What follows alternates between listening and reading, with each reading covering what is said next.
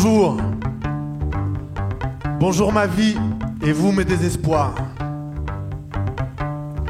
Me revoici au fossé où naquit ma misère. Toi, mon vieux guignon, je te rapporte un peu de cœur. Salam alaikum.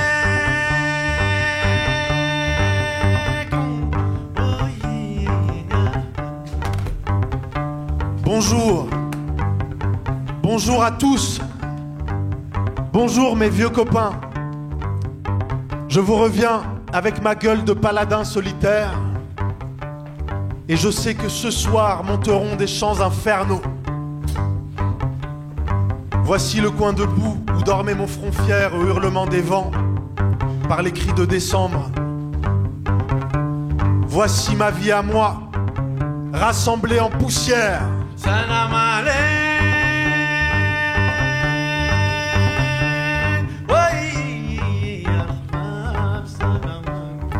Bonjour toutes mes choses. J'ai suivi l'oiseau des tropiques aux randonnées sublimes.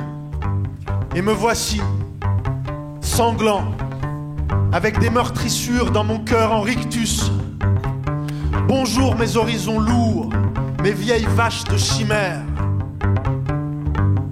Ainsi fleurit l'espoir en mon jardin pourri. Ridicule tortue, j'ai ouvert le bec pour tomber sur des ronces. Bonjour, mes poèmes sans raison. Salam, salam alaikum.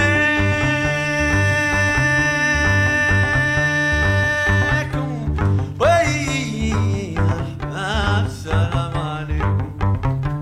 Salam alaikum, ahbab. Salam alaikum, ahbab. Oui, Reda. salam. Oui, salam. Oui, salam. Oui, salam alaikum. Merci Reda. Merci d'être avec nous. Et tous on a envie de te dire d'abord encore félicitations pour ce prix, pour ces récompenses. Pas seulement pour ce prix, la manière dont tu l'as reçu, la simplicité, le naturel avec lequel il t'allait bien ce prix, cette récompense, ce César. On est heureux de chiffonner cet or avec toi, Reda. On est heureux de t'accueillir. Merci d'être là parmi nous. Merci. Merci de le dire. C'est vraiment un très bel acteur. Et on a envie de lui dire. Bon, ça peut commencer. On va continuer avec les compliments, c'est bien. Merci à Poésie. J'ai appris que la poésie arabe, c'était d'abord la bénédiction. Il faut pouvoir dire à la poésie qu'elle est belle, qu'elle est belle. Voilà. Merci Saïd. Saïd Mesnaoui. C'est la rencontre de Reda, vous avez fait votre premier spectacle de poésie ensemble? Oui, voilà, un acteur porté par la poésie parce que le bonjour qu'il vous disait était le bonjour de Kateb Yassine, son grand-oncle. C'est sur ces mots-là et puis sur les mots du poète encerclé que vous vous êtes rencontrés dans un spectacle de poésie. Si Reda est cet acteur-là, c'est parce qu'il a travaillé à la fois cette lenteur, c'est pas un acteur tchac-tchac, ce poids dans les mots, grâce à la poésie de Kateb Yassine.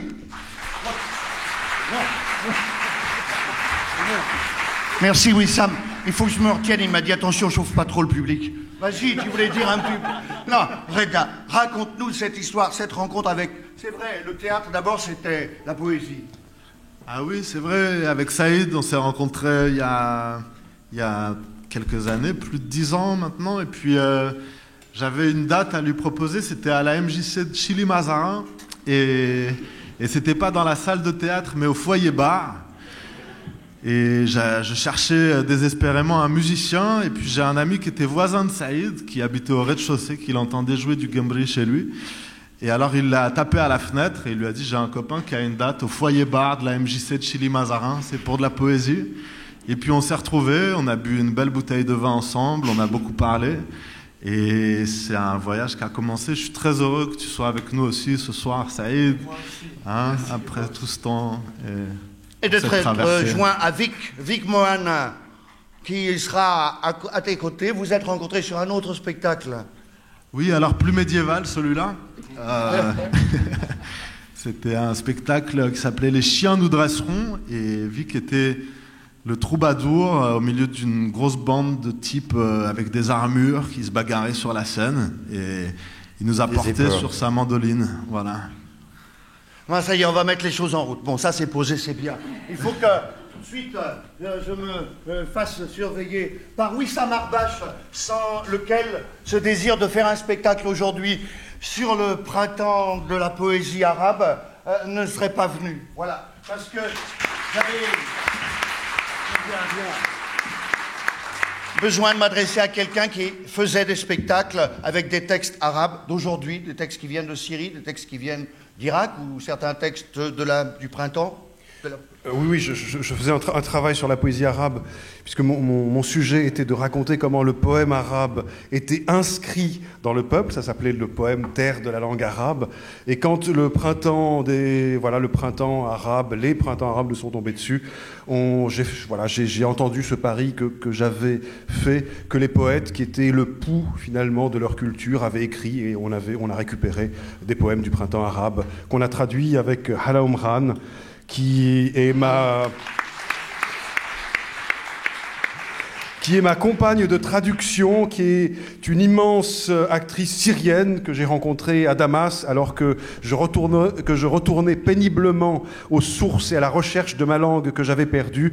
J'ai trouvé sur mon chemin Hala, avec laquelle j'ai commencé à faire une lecture, puis un spectacle, puis plusieurs spectacles, et puis maintenant on traduit les poèmes qui nous arrivent.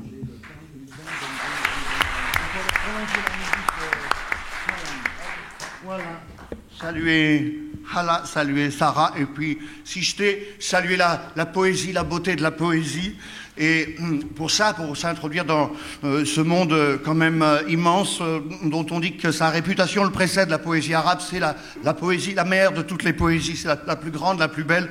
Un jour, on prend son courage, à deux mains, on entre à l'Institut du monde arabe, qu'on salue, qu'on remercie, poussé par le printemps des poètes, qu'on salue et qu'on remercie et qu'on admire, et on rentre dans la librairie de l'Institut du monde arabe, et là, on prend une pile de livres, et puis on se dit, on va s'y jeter. Et il y a un poème, parmi les poèmes, dans tous les livres de la poésie arabe, c'est la préface.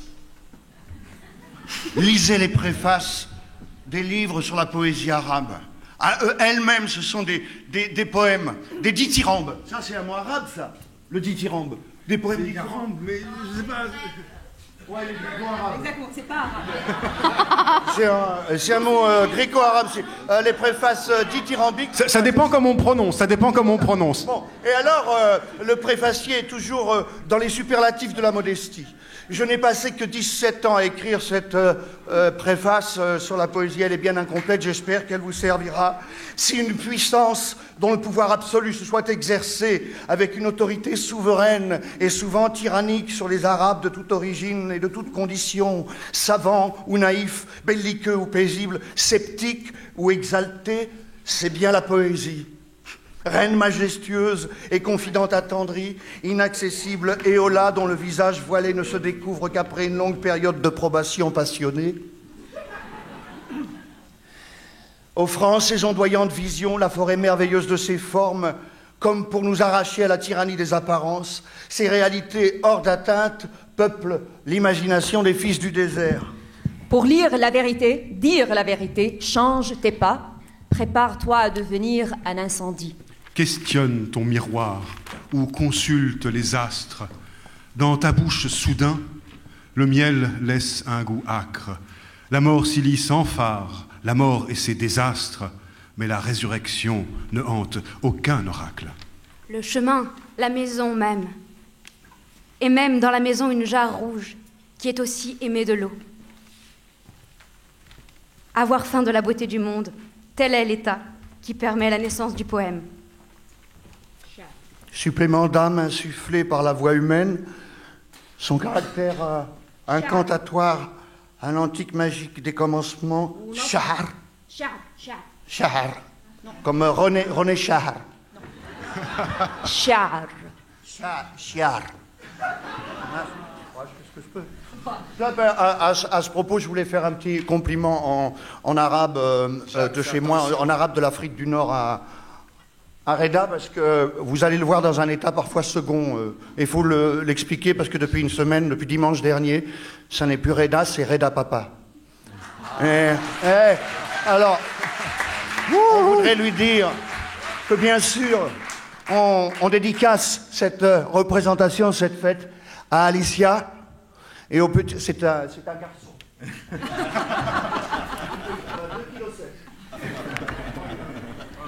Donc c'est pour Alicia. Et alors, je voulais te dire, Reda, dans mon arabe à moi, Ravet, maman, Ravet, c'est en ch'ti de l'Afrique du Nord. Ravet, maman, Ravet, à ticket de coche plus bio que quand ces trois fillettes dorment en carrément chaud. Le lit est tout plat de chair rose et de cheveux répandus chez ta apothéose et de bios amours joufflus. Aussi, un encouragement de Mahmoud Darwish.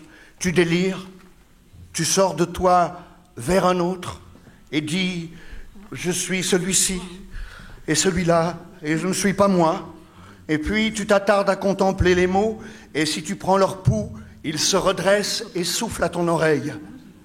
Approche-toi et éloigne-toi, migre et unifie-toi. Un lait coule alors de la nuit et tu sens que tu es l'enfant qui naîtra sous peu. Reda. Alors, ce supplément d'âme insufflé par la voix humaine au caractère incantatoire, accordé à l'antique magique des commencements, je réessaye. Char. Char. Voilà, la poésie est une tâche sublime, sacrilège aux yeux de certains religieux extrémistes. Je suis une rivière pour mon peuple. Qui a écrit ça? Le poète arabe. Ah oui.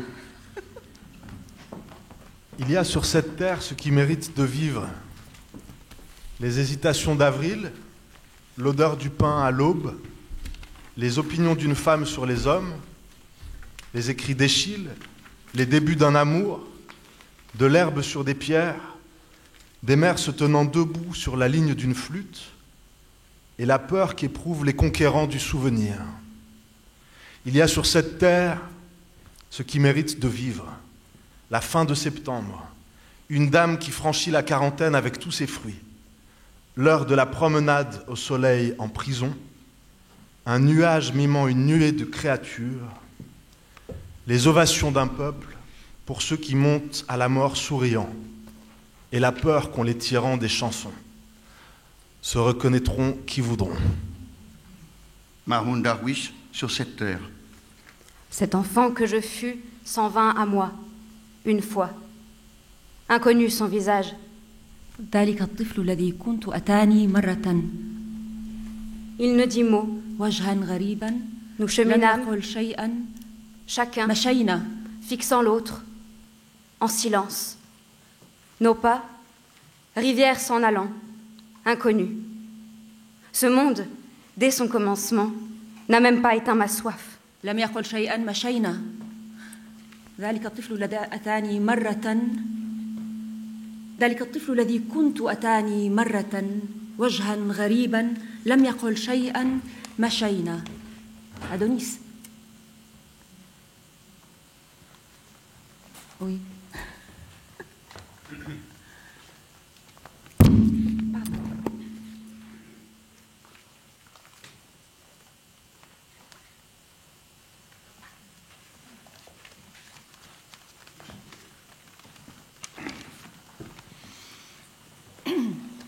ساعتان للفجر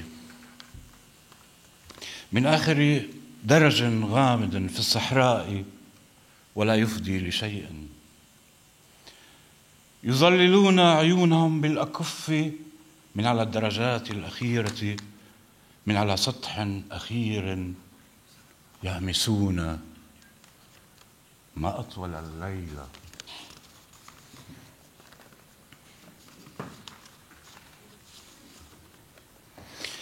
ما إن يهبط الليل حتى تأخذ الأشجار هيئة التنانين هائلة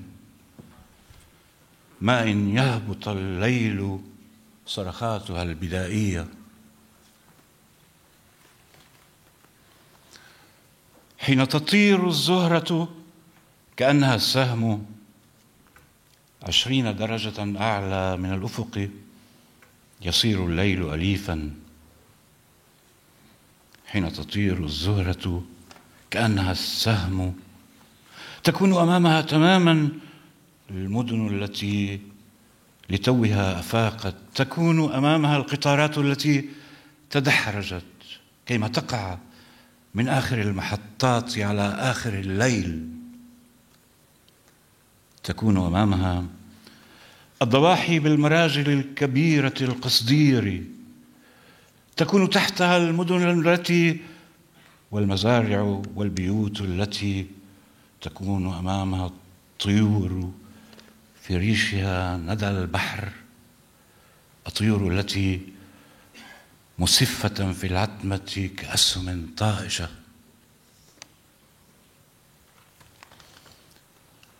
وأنت تمشي في الحواف المنهارة وراءك لا شيء يحدث ولا شيء يعود كل ما يصل من أمامك مترنحا من فجأة الضوء. Je me permets de vous présenter Hazem El-Hazmeh qui nous fait l'honneur d'être parmi nous. Hazem El-Hazmeh a coupé un poème d'Adonis qu'on entendait tout à l'heure dans la voix de Sarah et de Hala. Et je voulais remercier Hazem qui est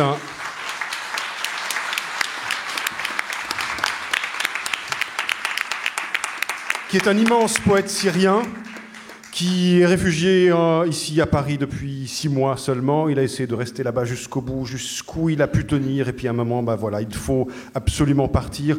Je voulais juste dire que c'est une des belles voix contemporaines de la poésie arabe parce qu'il va puiser dans la poésie classique, dans la poésie contemporaine, dans la poésie moderne, ce qui fait de lui un inclassable. Et pour la petite histoire, il a une superbe voiture de collection qui est encore garée devant sa maison à Damas, qu'il m'a prêtée un jour, sur une journée, et j'ai réussi à faire un accident avec. Alors désolé, Hazem. Hassan. Et Jacques va donner le français. Nuit, à 2 heures de l'aube, du dernier escalier mystérieux du désert qui ne mène à rien, avec leurs mains, ils protègent leurs yeux du soleil. Depuis les dernières marches, depuis un dernier toit, ils murmurent, comme la nuit est loin. À peine la nuit tombe, les arbres prennent la forme d'énormes dragons. À peine la nuit tombe, leurs cris primitifs. Quand Vénus s'envole, telle la flèche, 20 degrés au-dessus de l'horizon, la nuit devient plus familière. Quand Vénus s'envole, telle la flèche, il y a devant elle précisément les villes qui viennent de s'éveiller. Il y a devant elle les trains qui se sont enroulés pour qu'elles tombent du terminus sur la fin de la nuit. Il y a devant elle les banlieues, aux grandes chaudières d'étain.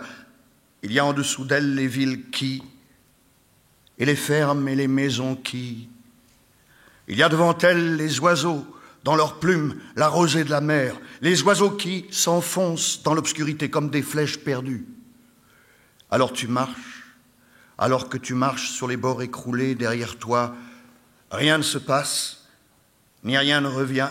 Tout ce qui arrive, arrive devant toi, chancelant, dans le soudain de la lumière.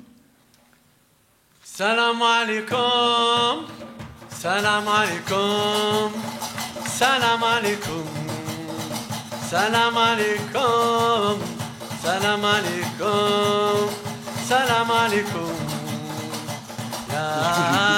C'était un signe de politesse de quelqu'un soit bonjour. C'est une manière de célébrer la beauté. Toujours la poésie a célébré la beauté. Il faut dire 15 fois. Salam alaikum, salam alaikum. Salam alaikum, salam alaikum, salam alaikum, salam alaikum, salam alaikum, salam alaikum, salam alaikum, salam alaikum. Comme vous l'avez entendu, la langue arabe est un outil merveilleux pour l'expression poétique. Seules sur le papier apparaissent les consonnes, tandis que les voyelles invisibles symbolisent le souffle de vie qui vient animer chaque corps.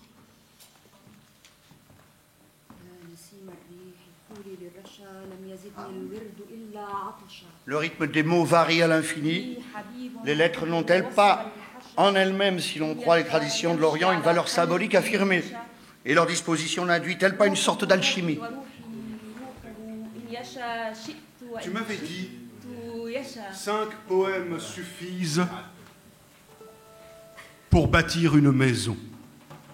Alors, je me suis jeté sur la poésie, mangeant le poisson de mon langage et couchant avec des sorcières blanchies au champ de bataille de la magie. M'as-tu jamais vu obtenir une maison? L'exercice de la poésie n'est pas un divertissement distingué. L'ambition extrême du poète est de se surpasser dans les difficultés, la rime unique, les métriques scandées, les rythmes scandés selon des successions de brèves syllabes, brèves et longues. On épuise ainsi toutes les associations possibles entre les lettres de l'alphabet et les 4 accents diatoniques de la langue. Très compliqué, très exigeant. Les règles sont très difficiles. Et plus elles sont difficiles, et on le raconte. poète excelle. Et on raconte, d'ailleurs c'est admis par tout le monde, hein, maintenant a priori, que c'est Al-Khalil Al-Farahidi, voilà, c'est 8e siècle environ, qui se baladant dans le souk à Bagdad, je précise, à l'époque, il y avait encore le souk, a noté la cadence des coups de marteau des forgerons. Et il aurait, avec ces coups de marteau, déterminé la rythmique de la poésie pré-islamique. Et donc, ces rythmes, il en a fait des vers, il en a fait une versification qui a duré, que les poètes ont utilisé jusque dans les années 30, 40 du XXe siècle. J'ai un bout de préface que je voulais... on voudrait tous citer des œuvres de cette période ancienne où le génie arabe éclate comme jamais. Rappelons qu'à la même heure, la vieille Europe s'évertue péniblement à sortir de la barbarie avec Charlemagne et ses barons analphabètes. Seule une poignée de moines sait lire et écrire, alors qu'à Bagdad, le moindre savetier, dit-on dans les livres, vous improvise à la demande un poème qui semble contenir tous les secrets de la terre et du ciel. Ça, c'était bien de le placer à ce moment-là.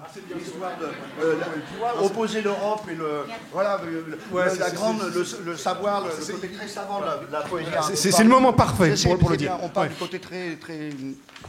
حياة كجسر بين موتين أول وثان وفقد الشخص أن يعبر الجسر. Notre vie est un pont jeté entre 2 morts. D'un néant l'autre, allons. Qui passe le pont se fait tort. Ma'ari, grand poète classique. On mélange les poètes classiques et les poètes d'aujourd'hui, comme par exemple Adonis, les 2 poètes. Dans la ville blanche, parmi les miettes de pain, habitent 2 poètes. Le premier est noir, lune brisée, dont les baleines recherchent les débris. L'autre est blanc, tel un enfant. Il dort toutes les nuits avec un serpent noir. C'est Adonis, poète du XXe siècle, bien évidemment. Et ce que je voulais rajouter quand même après Al-Khalil, c'est que parler quand même un tout petit peu de cette poésie moderne, arabe, contemporaine, il a vraiment fallu attendre les années 30 pour changer les thématiques, les années 50, 57 d'ailleurs, pour que dans une revue qui s'appelle Al-Sha'r, la poésie, il y ait un groupe de poètes qui décident de rénover le langage et de trouver ce qu'ils appellent à l'époque, de casser le mur du langage qui se dressait entre une langue écrite et la langue arabe parlée. Al-Khalil, un des chantres de cette revue, disait que la révolution consistait à subvertir la langue écrite, donc qui nous restait des vers depuis Al-Khalil, par le langage de tous les jours et de forger ainsi une langue littéraire vivante. C'est ce qu'ont fait les Arabes. Et je ne résiste pas à vous donner un petit bout de préface de Unsi Al-Hajj qui disait à cette même époque « 1000 ans de pression, 1000 ans et nous sommes esclaves, ignorants et superficiels. Pour trouver un salut, courons faire sauter ce barrage. Il y a entre le lecteur rétrograde et le poète rétrograde une alliance. » C'est bien, mais ça, on apprend des tas de choses, c'est formidable. Très content. Tu sais, même si tu nous les disais doucement, tu peux rester à 20 cm, 30 cm du micro. Je parle fort. Ah non, c'est pas nécessaire. C'est valable pour tous. On va mettre un peu... Moi, j'ai un ami qui écrit des poèmes arabes très compliqués. Il habite à Bruxelles. Il est belge. Et il a inventé la rime en début de vers. C'est pas simple. Allô, Arthur? Hein, Arthur? Tu veux que Pointure, marché. C'est un poème à Arthur Rimbaud. Allô, Arthur? Quelle nouvelle? Pointure, marché sans difficulté dans tes nouveaux souliers? Pâture, traverser tous déserts sans t'égarer? Vois-tu rien venir de mauvais de ce côté? Chaussures sachées sans ton chien dans ton jardin de photographier? Facture toujours l'employé chez ses deux frères marchands de café? Droiture toujours du blé à tes associés? Ton sûr que tu n'aies rien à te reprocher? Peinture tout nous raconter sans t'en mêler les pinceaux ni noircir le tableau? Allô, Arthur? Répondure. Lui, un blanc. Mettez-moi un fond musical là-dessus, c'est la fin du poème, un truc... Allô, Arthur? Répondure, oui, comme ça. Lui, mais triste, c'est un poème. Un blanc. Moi. Allô? Allô? Arthur? Répondure, s'il te vous plaît. Lui, rinsure. Rinsure. Ce ne sont que rinsures. Et là, on a les deux aspects de la poésie arabe. Je me rattrape comme je veux. D'un côté, l'exaltation de la beauté, et d'autre côté, ce qu'on n'hésite pas à trouver régulièrement. Le premier poème est celui de la beauté, mais il existe aussi le poème satirique, le poème qui n'hésite pas à rire, à se moquer, de s'opposer dans les querelles des poètes. Bon, je pense que c'est bien, on a fini avec la partie 3. Non, il faut qu'on parle de fric, là. Faut qu'on parle de fric, là. Ouais, faut parler de fric, là, un peu. Ouais, quand même. Ouais, tout de suite.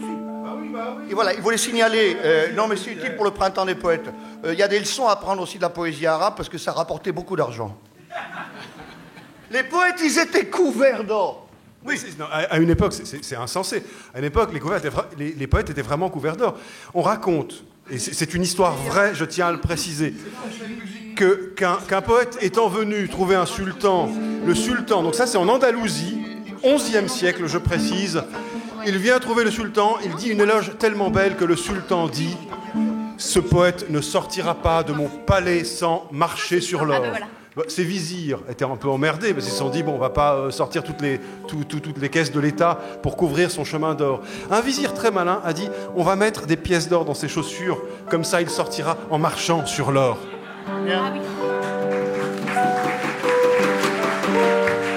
Le poète était adulé par les princes, de tout temps il l'a été, couvert d'or, ce qui l'obligeait aussi quelquefois à retourner dans la réalité parce qu'on ne peut pas rester un poète de cour. On ne peut parler de rien si on n'est pas près de la rue. Mais alors là, un problème se posait qui pouvait ruiner les habitants. Ainsi, les habitants d'une ville avaient dit à leur gouverneur « En ce moment, on traverse une période de disette terrible, c'est une famine, et on sait que le poète Farazdak doit venir. Évitez qu'il vienne dans notre ville. On a trouvé mieux. Donnez-lui une somme d'argent pour qu'il se taise et qu'il ne fasse pas ses poèmes dans les rues. Comme ça, ça évitera de nous vider les poches.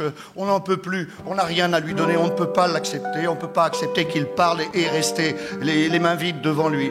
Le poète arrive dans la ville et il ne peut pas. Il craque. Il voit un homme devant sa maison dans une robe rouge splendide en soie avec un turban magnifique. Et aussitôt, ça se déclenche. Il fait un de ses plus beaux poèmes, les plus risqués et les plus incroyables. Et il le déclame devant l'homme qui aussitôt se découvre de son habit, lui envoie son turban, etc., appelle ses comptables et dit « Donnez-lui de l'argent ». Et évidemment, Farazdak a été, dit-on, vidé, éjecté de la ville parce que ça commençait à bien faire, les gens allaient risquer de se vider. Allez, musique.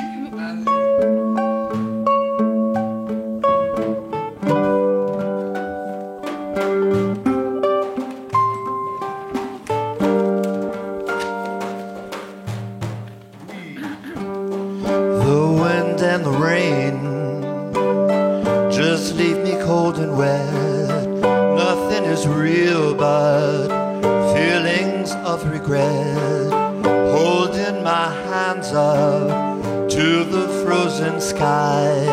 All the time I hear a woman cry.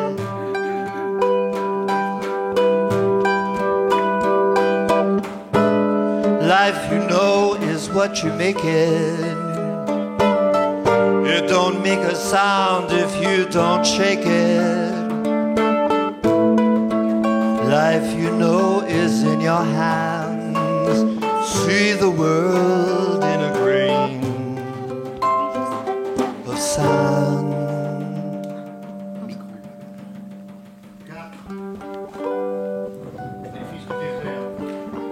La langue arabe est une langue du surgissement, de la déflagration, langue d'étincelles et de visions, une extension de la magie de la nature et de ses secrets.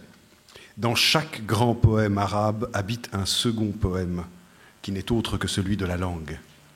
Parce que le printemps ne veut rien avoir à faire avec vous, parce que la pluie aime tomber en votre absence, parce que la prière n'aime pas l'hypocrisie et la souillure aigrie, nous voulons que vous dégagiez.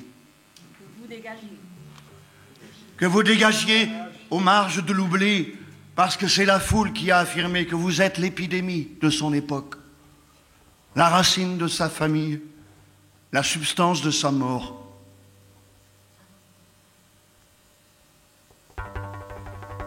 Quelle est la mère de la volonté qu'on anesthésiait et qui n'est plus anesthésiée? La magnifique, la libérée. Que vous dégagiez. Que vous dégagiez. Que vous dégagiez. فلترحلوا ترحلوا.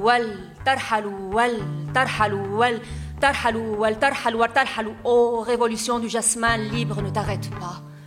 Et continue les noces des chevaliers, s'ils arrivent. Mais méfie-toi de tout bourreau et de tout espiègle qui revient sur le trône, car celui qui se méprendra toujours.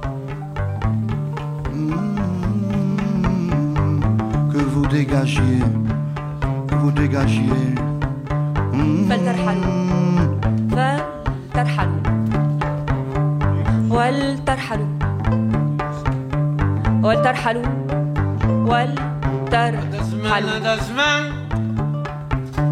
ولترحلوا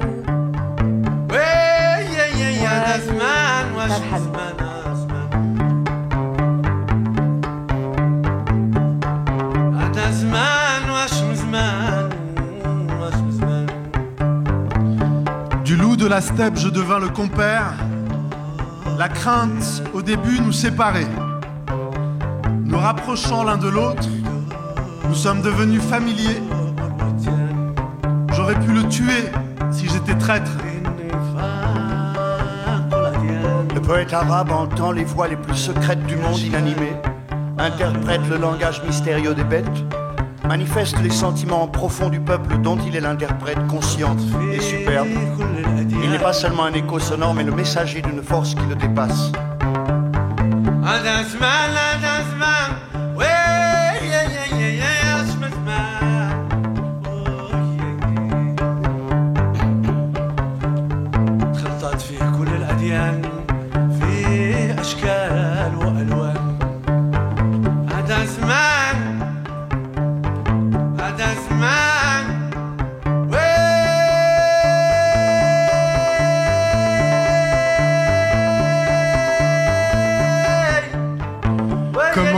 Au feu qu'il écrive les détails oubliés par les dormeurs, tandis que tu fais danser le flanc de la flamme sur le râle du sommeil et accomplis ce peu de mort que la vie requiert pour s'éveiller. Un peu d'huile sur si le peuple suffira pour que si le peuple se pare de beauté, la famine te donne rendez-vous entre la galette lointaine et les réunions des langues à blanc, et tu n'es pas pauvre.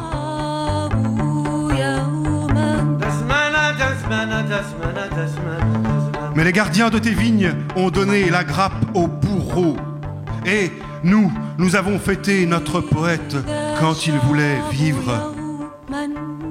Et sont arrivés les tortionnaires. Ils ont dit: votre bien-être réside dans la mort.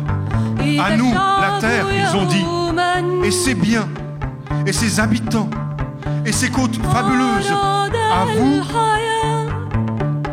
le panier de la misère, et l'ignorance, et le parti, et les journaux mensongers.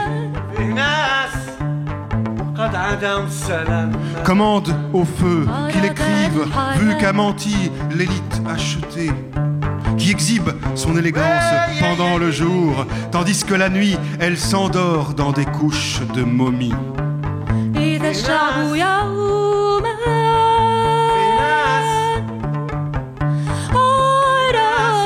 Commande au feu qu'il écrive, vu que notre solde de sang suffit pour notre salut.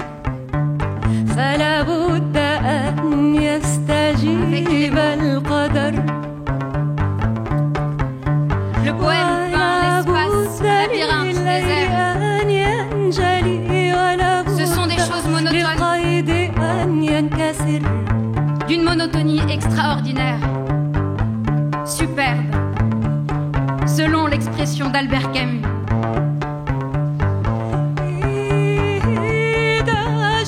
Lorsqu'elle aperçut mes maigres chamelles se traînant le ventre creux, portant haillons et guenilles, elle dit: accepterais-tu de l'argent?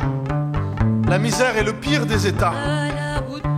Je dis: cesse de nous faire ombrage. Nous sommes des gens patients. En temps d'infertilité, nous ne sommes vaincus ni par la légèreté, ni par la déraison. Si une catastrophe nous arrache les feuilles, nous embrassons le bois jusqu'à ce que les racines repoussent. La poésie arabe émane d'une âme rebelle, et la générosité est l'autre face de l'orgueil démesuré qui peut aller jusqu'à l'anéantissement de l'autre.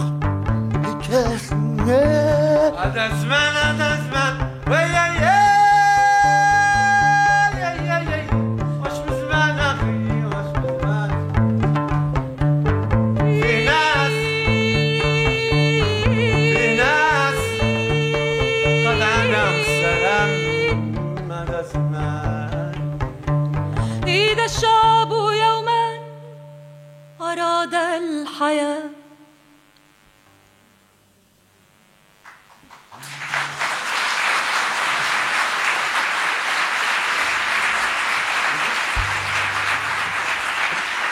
La poésie arabe émane d'une âme rebelle, et la générosité est l'autre face de l'orgueil démesuré qui peut aller jusqu'à l'anéantissement de l'autre. Ahmad Salami, le plus proche de l'enfer, poème écrit le 30 décembre 2014. Ce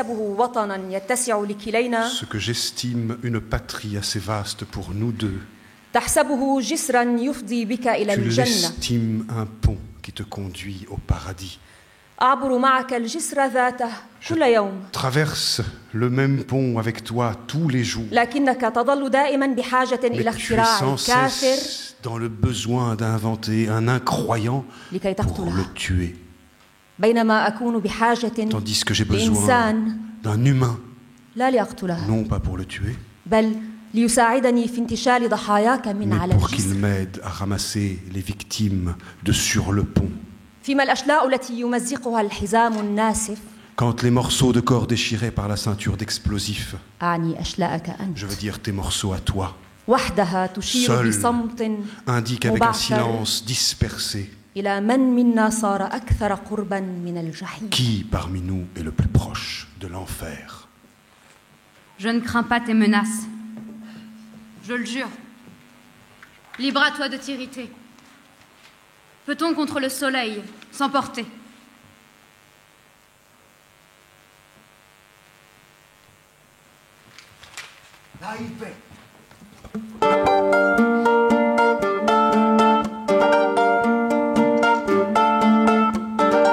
Sunday is my favorite day. That's when you come out to play. I've been hanging out with you, and I like it, yes I do. I don't want to talk too much. Let me feel your magic touch. I would never put you down, only want to steal your frown.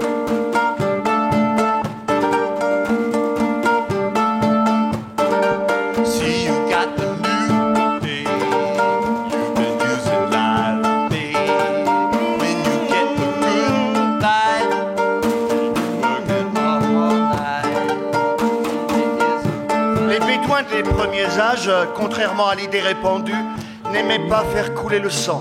Et il arrivait qu'à l'heure de la bataille, plutôt que de tirer tout de suite l'épée, on laissa les poètes des deux clans s'affronter à mots non mouchetés.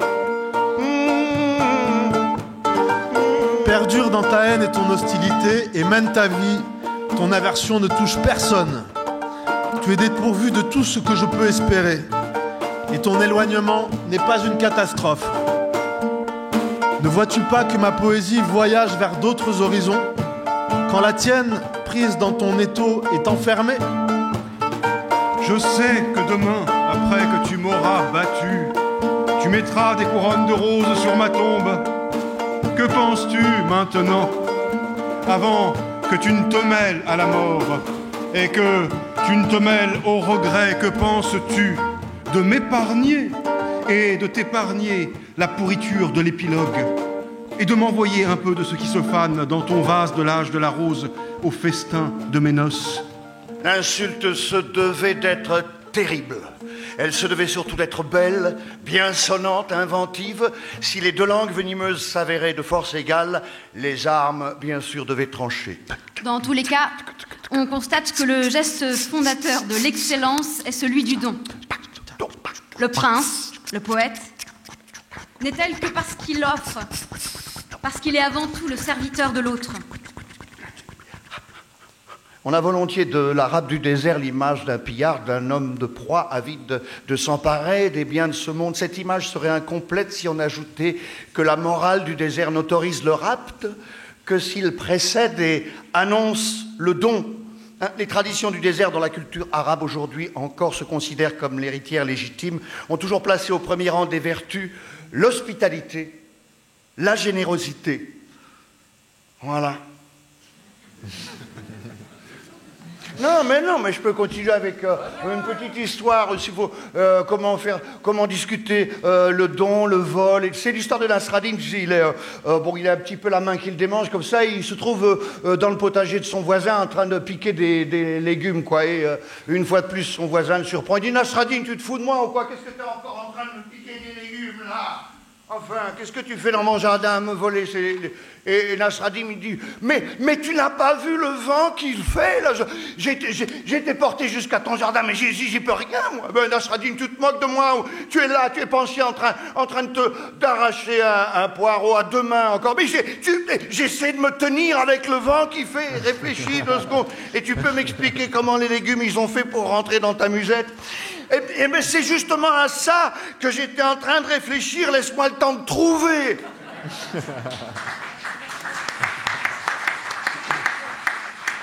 Il est permis de mettre la main sur le bien de celui qui en possède à suffisance seulement, à condition que ce soit pour ouvrir largement cette main à celui qui est dans le besoin. Ainsi, Radzier était honorable. Tel est le guerrier, tel sera aussi le poète.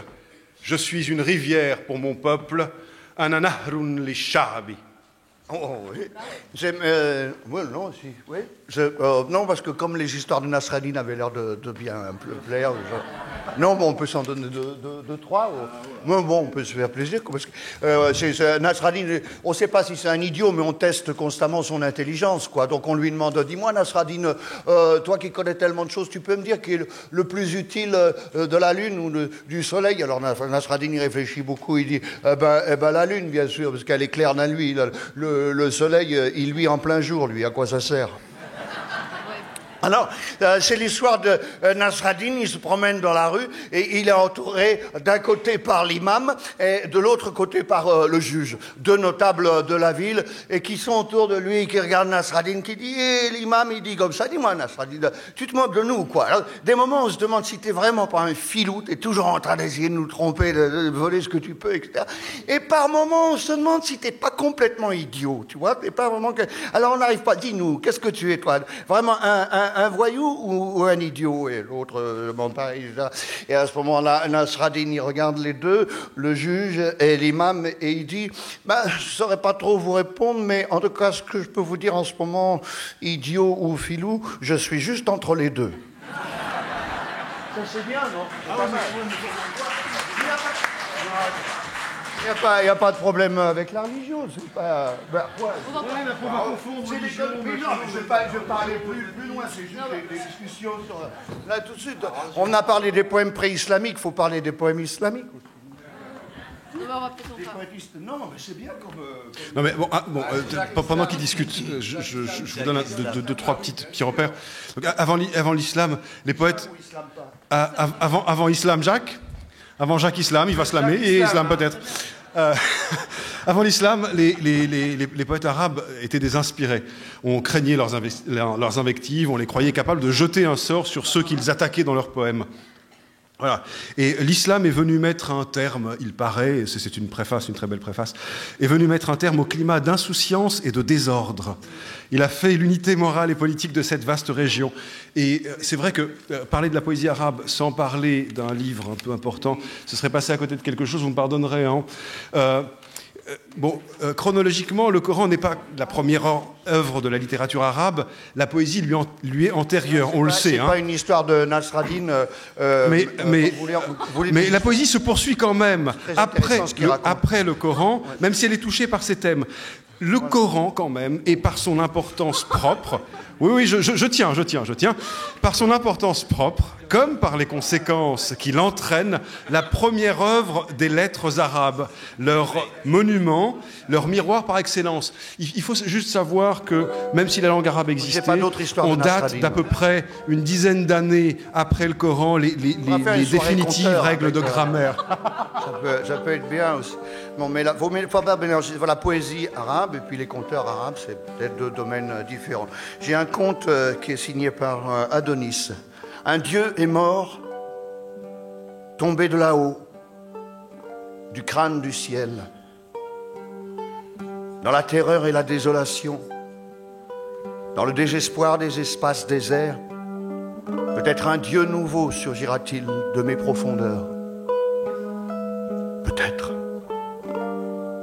La terre est pour moi un lit et une épouse, et tout l'univers s'incline.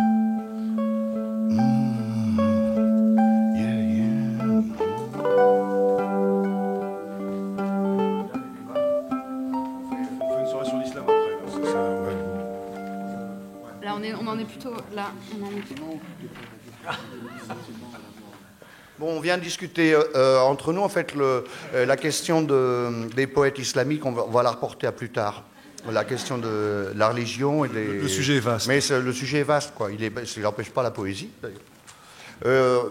On peut aborder aussi la poésie arabe par d'autres thèmes essentiels. Reda, moi, je pense que... de quoi on peut nous parler, la poésie arabe? D'amour, peut-être, d'amour. Mon amour, oh Layla, fait jaser tout le monde. Le sort où tu me tiens est connu à la ronde. On veut savoir qui elle est, où elle vit. Et moi, elle est au ciel, c'est le soleil. A-t-on jamais vu aimer le soleil? C'est le destin qui d'en haut l'a prescrit. Et quand sur vous le sort est descendu, qui défera l'arrêt qu'il a rendu? Ne sois pas triste, ô cœur, ou bien meurs de chagrin. Nos tourments ici-bas trouvent toujours leur fin. Tu aimes une femme, elle est le paradis. Non. Et seul le paradis pourra te la donner. C'est bien, mais reprenez au début, mais mettez quelque chose. Oh là. C'est l'amour et vous nous faites la promesse. C'est bien, Jacques Notin. Reda, mais alors c'est Majnoun comment? Majnoun Majnoun Layla. C'est le roman d'un rose, quoi, mais vraiment, amour commence, reprenez au début. Ok, la musique. Mais vraiment, poésie, la poésie, laissez ça par cœur encore. Mon amour, oh Layla, oh Layla, fais jaser tout le monde. Le sort où tu... Ah non, Jacques, on y va, ça y est, ça décolle, on y va. Le sort où tu me tiens est connu à la ronde. On veut savoir qui c'est, où elle vit. Et moi, elle est au ciel, c'est le soleil. A-t-on jamais vu aimer un soleil? C'est le destin qui, d'en haut, l'a prescrit. Et quand sur vous le sort est descendu, qui défera l'arrêt qu'il a rendu? Ne sois pas triste, ô cœur, ou bien meurs de chagrin. Le tourment ici-bas trouve toujours leur fin. Tu aimes une femme, elle est le paradis. Et seul le paradis pourra te la donner. Il est si long l'exil qui me sépare d'elle. Leïla me reste au cœur et ma voix renouvelle cette plainte qui passe aux fentes du roseau. Tu l'aimes, me dit-on, mais elle est mon bourreau. Vive donc le bourreau, je l'aime, il est si beau. Tu m'as parlé d'elle, Hossein, et ainsi tu as augmenté ma folie. Ne t'arrête point, Hossein, et ainsi tu augmenteras ton conseil. C'est l'histoire de Majnoun. Plus il aime et plus il devient fou. Voilà, à côté de l'amour charnel, il y a aussi l'amour courtois, ou alors on peut présenter la phase... Oui, on va mettre la phrase dans l'autre sens.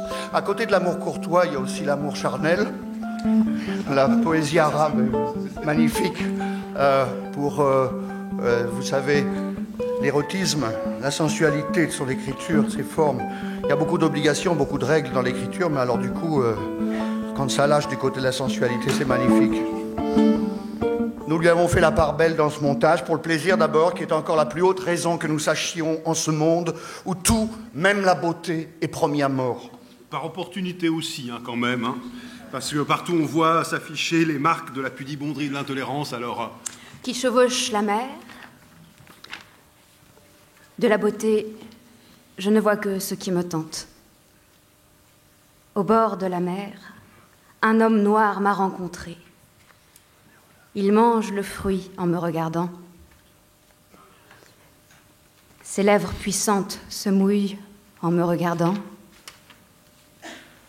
Son menton se mouille en me regardant. Ses doigts, ses dents en me... Je mouille aussi et me demande si cette belle noirceur est contagieuse. Salwa Naimi, poétesse syrienne. C'est une belle journée, Jacques, hein, je trouve, pour parler des femmes libres, peut-être, non hein, c'est, voilà. Je sais pas, je dis ça comme ça.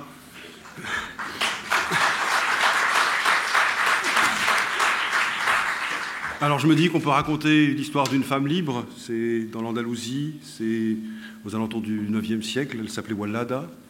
On écrit qu'elle était unique.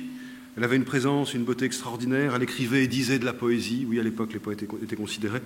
Son salon était assidûment fréquenté par d'innombrables poètes, auteurs. Elle était insouciante. C'était l'amante d'un des grands poètes de l'époque, Ibn Zaydoun. Et on raconte qu'il était écrit sur les côtés de sa robe 2 vers, un de chaque côté. Sur le premier côté était écrit أنا والله أصلح للمعالي وأمشي مشيتي وأتيه تيها. Tout honneur pour Dieu seul, de délice en délice. Moi je vais mon chemin et me prise d'orgueil. وأمكن عاشقي من صحن خدي tendant à mon amant قبلتي mes 2 joues en calice يشتهيها. et offrant à qui veut mes 2 lèvres vermeilles. Et les poèmes se baladaient comme ça de salon en salon, et donc on pouvait les entendre. Et Wallada écrit un beau poème d'amour qu'on va vous faire entendre à Ibn Zaydoun. Elle lui dit « Attends qu'il fasse noir avant de me revoir, car j'ai vu que la nuit garde mieux les secrets. Si le soleil qui luit, si le soleil souffrait, ce que je sens pour toi, il n'y aura plus de jour, ni de lune alentour, et les astres sans joie ne chemineraient pas. » Mais bon, Ibn Zaydoun n'a pas réussi à tenir. Elle était entourée quand même de très belles esclaves. Et Ibn Zaydoun, poète, bon voilà, il n'a pas pu s'empêcher. Il l'a trompée avec une des esclaves. Alors dans un des salons, elle envoie ce poème. Eusses-tu respecté notre amour mutuel, que tu n'aurais jamais jeté les yeux cruels sur mon esclave. Ainsi, une gerbe épanouie se voit abandonnée pour un rameau sans fruits. J'étais, tu le savais, l'astre glorieux du ciel. Pourtant, malheur à moi, Tu as cédé bien vite à l'attraction d'un satellite. Et Ibn Zaïdoun, bon, voilà, avec son orgueil un peu mâle, a fait une réponse très très sèche qui a beaucoup énervé Valada. Donc quelques instants, quelques jours plus tard, dans un autre salon, on entendait ce poème très croustillant, comme on dit.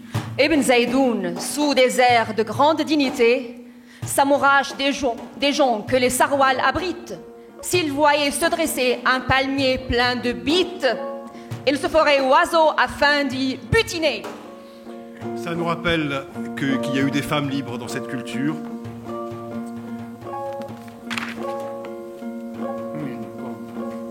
Et on passe à un poème plus récent d'une poétesse algérienne.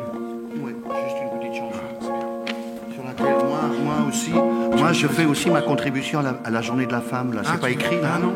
Ouais, je dois dire. Oui, j'avais pas noté. C'est ça. Ah, parce que je dois dire quelques compliments. Ici. Ah, mais oui, c'est là les compliments. Voilà, c'est là. Oh là là. Mais je suis timide, j'ose pas faire. Ouais, tu Women come and women go.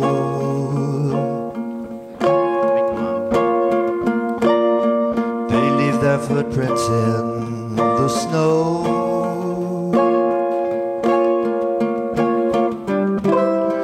Then the air gets all excited and spring appears uninvited.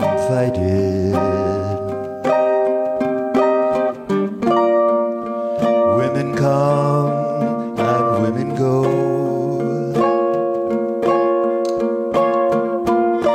They leave their shadows on the floor.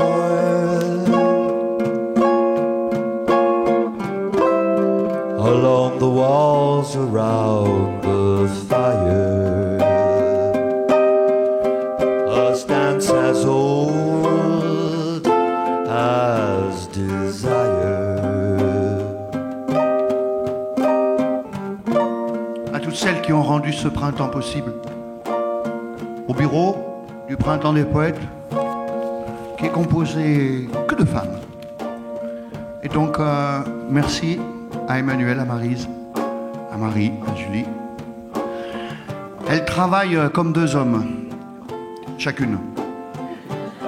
Ah bah oui, non, mais pas à quatre comme deux. Elles accomplissent quelque chose de formidable. Merci à Nadia, à Guy, qui nous a permis cette journée ici, à l'Institut du monde arabe. Merci à la poésie, dirais-je en français, mais alors comment je le dirais en arabe? Je ne veux pas déclencher une querelle de genre, mais la poésie en arabe, c'est masculin. Ouais. Oui, bon, enfin bon. Comme la mort, comme l'amour. Ah bon, merci quand même. C'est vrai. Merci à toutes celles qu'on aime. Merci à Brigitte de Malo, qui a collaboré à cette préparation. Pourquoi tout d'un coup, il n'y a plus de musique encore, Women Come. Merci à, tiens, je pense à Brigitte Fontaine. Je pense à elle. Et je l'aime bien. Avec Areski, je les aime. Merci à toutes celles qu'on aime. Merci à Norma Ombrad, chanteuse du film magnifique Eau argentée, le film poème sur la Syrie. Avec Norma, on rêve que d'autres poèmes aient lieu. Qu'on puisse, autour des poètes syriens, puis d'autres poètes, se retrouver sur cette scène. Donc, la poésie, merci encore. Sarah.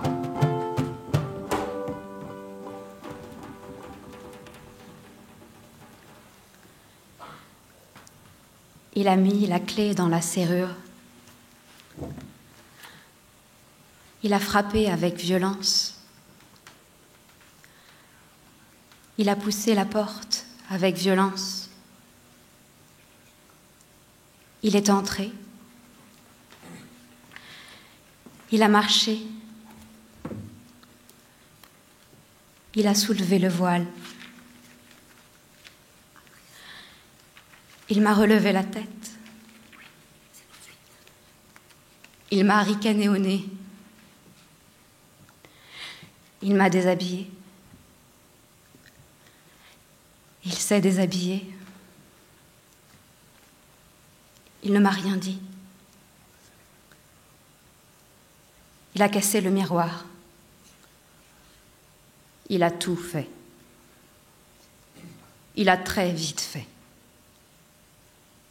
Il est sorti. Il avait bu.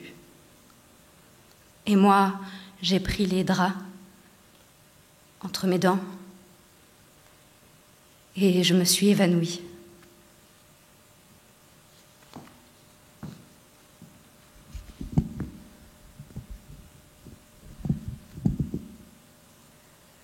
La guerre s'applique avec constance.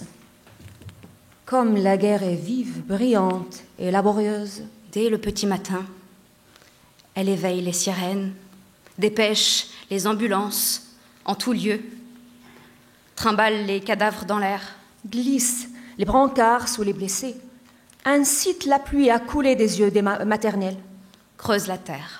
Retire des décombres, des blocs étincelants ou des amas blafards qui palpitent encore. Elle multiplie les questions dans la tête des enfants, distrait les dieux en lançant dans le ciel des missiles et des feux d'artifice. Mouille les mines dans les champs, fauche des trous et des bulles, pousse les familles sur les routes, se tient aux côtés des religieux. Lorsqu'ils injurient Satan, Le pauvre, il souffre de sa main, encore plongé dans les feux de l'enfer. la guerre, jour et nuit, poursuit sa besogne, inspire aux tyrans de longs discours, donne des médailles aux généraux et des sujets aux poètes.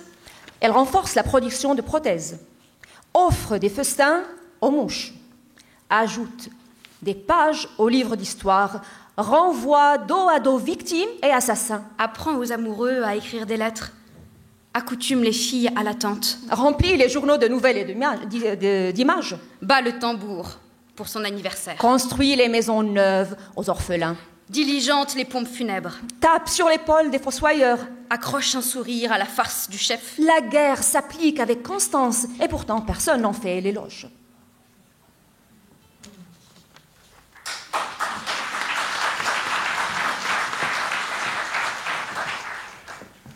La langue de l'hôte réfugié est silence. La langue de l'hôte réfugié est silence. Pas de voix pour le réfugié. لغة اللاجئ الضيف الصمت.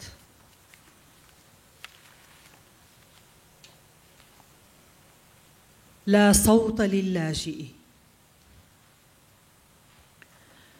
يقفل الباب على صوته في البيت ويخرج من بوابة التاريخ بلا ذرة جغرافيا.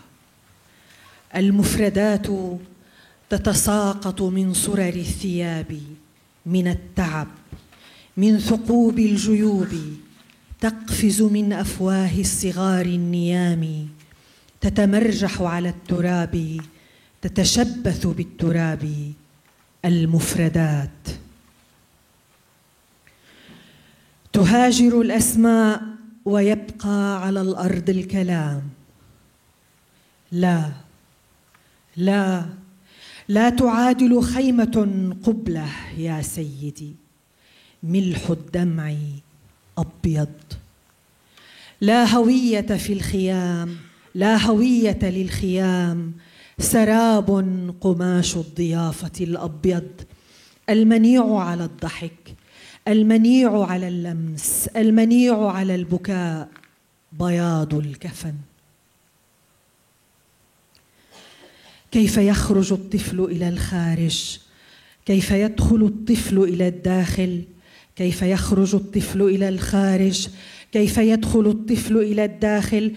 كيف يخرج الطفل إلى الخارج؟ كيف يدخل الطفل إلى الداخل؟ أي دوار هذا الحنين الحارق إلى العتبة. هس يقول له المطلق، هس تقول له الشمس، هس تقول له الحقيقة، هس يقول لاسمه، هس يقول لاسمه ويغرق. La langue de l'hôte réfugié est silence. Pas de voix pour le réfugié.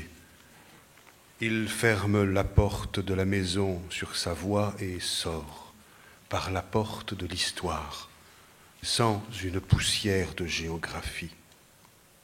Les mots tombent des baluchons de vêtements, de fatigue, de trous dans les poches, bondissent des bouches des enfants endormis, tourbillonnent sur la terre, s'agrippent à la terre les mots, s'exilent les noms et reste sur la terre la parole. Non, non, l'attente ne vaut pas un baiser, monsieur. Blanc, le sel des larmes blancs. Pas d'identité pour les tentes, pas d'identité dans les tentes. Mirage, la toile de l'hospitalité imperméable au rire, imperméable au toucher, imperméable aux larmes, blancheur du linceul. Et sort l'enfant à l'extérieur, et entre l'enfant à l'intérieur, et sort l'enfant à l'extérieur, et entre l'enfant à l'extérieur, et sort l'enfant à l'intérieur, et entre l'enfant à l'extérieur. Quel vertige, cette ardente nostalgie du seuil. Chut, lui dit l'absolu. Chut, lui dit le soleil. Chut, lui dit la vérité. Chut, lui dit son nom. Chut, dit-il à son nom et se noie.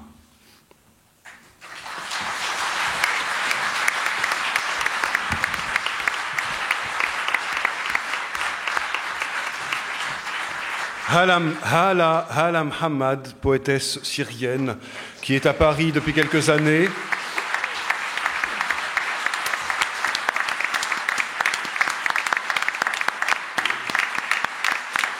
Qui s'évertue depuis quelques années à faire entendre la voix des poètes et des poétesses du monde arabe et avec laquelle on peut entendre et lire dans plusieurs soirées poétiques les travaux et la voix des poètes du monde arabe. Merci, merci Hala de nous avoir fait l'honneur d'être avec nous aujourd'hui.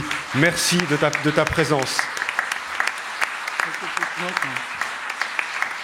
On voulait dire le nom des personnes qu'on aimait, puis perdre un peu la tête. On voulait dire celui de Christiane Taubira qui aime la poésie, qui lit, apprend des poèmes. On pense aux poèmes qui tournent dans sa tête. Je pense tout simplement à mon enfance. Je pense à ma maman qui s'appelait Suzanne et qui travaillait au MRAP, le mouvement contre le racisme. Je pense à Adra que j'ai croisé dans le métro et qui me dit « Jacques !» Et on était à des centaines de kilomètres de notre maison et à des années et des années de la dernière fois où on s'était vus. Et ce métro nous disait qu'on devait se retrouver quelque part, moi de Douai, elle à quelques mètres de Dorigny, parce que nos deux familles s'étaient aimées, s'étaient admirées, grâce à Suzanne et Aïcha, la maman d'Adra. Et lors du mariage, là-bas, la fête était incroyable et on en a parlé longtemps. Et toujours, il y avait une habitude d'admiration dont je ne connaissais pas la puissance de souffle. Chez Aïcha, qui dit « Oh, Madame Bonafé, avec ses enfants, elle est exemplaire, c'est incroyable !» Deux familles nombreuses qui se retrouvaient et qui ne cessaient d'inventer les louanges. C'était beau ce langage des femmes. Je l'ai retrouvé chez Adra et je le retrouve avec la même puissance chez la fille d'Adra, Nejma. Je les embrasse toutes les trois. Et puis, je passe la parole à Reda.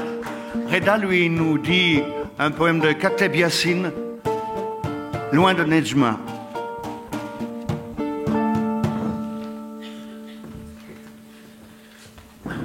Oui, ça s'appelle Loin de Nejma. On peut rallumer un tout petit peu la lumière dans la salle, c'était bien, quand on pouvait vous voir aussi, vous nous voyez.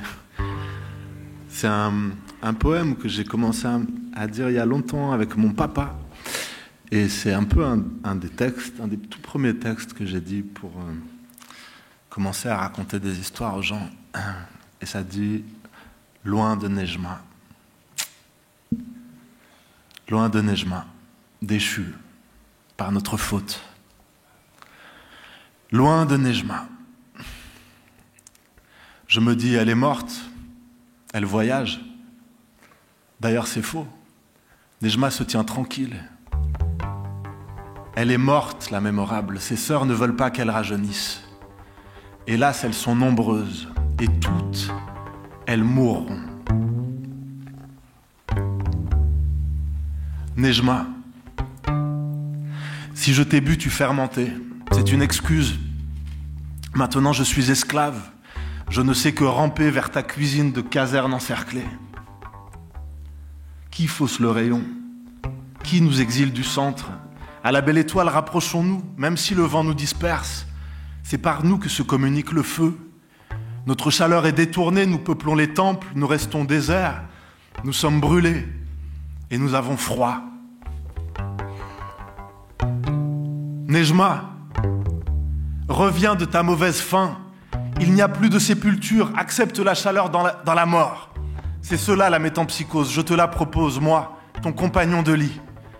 Tu renaîtras à ta place sous tes propres traits. Nous n'avons rien à faire avec les chats.